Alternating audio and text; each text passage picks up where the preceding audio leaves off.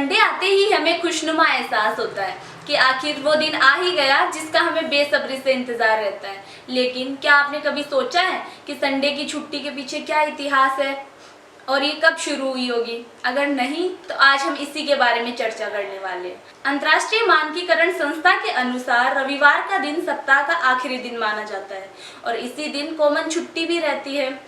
इस बात को 1986 को मान्यता दी गई थी, लेकिन इसके पीछे ब्रिटिशर्स को मुख्य कारण माना जाता है।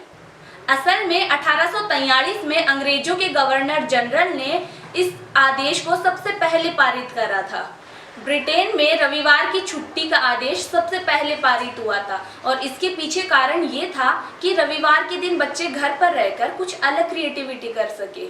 भारत में रविवार की छुट्टी की बात करें तो भारत में अंग्रेजों के शासनकाल में एक बड़ा मजदूर वर्ग हुआ करता था जो हफ्ते के 7 दिन काम करते थे। इससे उनकी हालत दिन प्रतिदिन बिगड़ती चली जा रही थी। इसके बाद करीब 1857 में मजदूरों के नेता मेघाजी लोखंडे ने मजदूरों के हक में आवाज उठाई थी और तर्क दिया कि हफ्ते में एक दिन ऐसा जरूर होना चाहिए जब मजदूर आराम कर सके और स्वयं के लिए वक्त निकाल सके।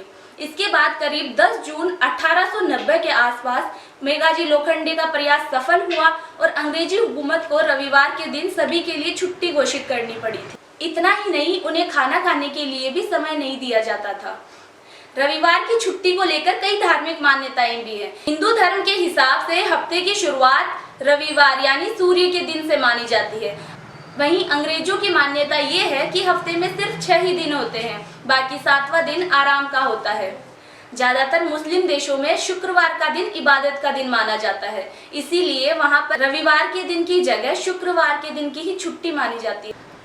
अगर हम बात करें जापान जैसे विकसित देशों की, तो वहां पे हफ्ते में सिर्फ 4 ही दिन काम किया जाता है, बाकी 3 दिन अवकाश रहता है। ऐसे ही फैक्ट्स को जानने के लिए हमारे साथ बने रहिए द बुलेटिन मीडिया पर।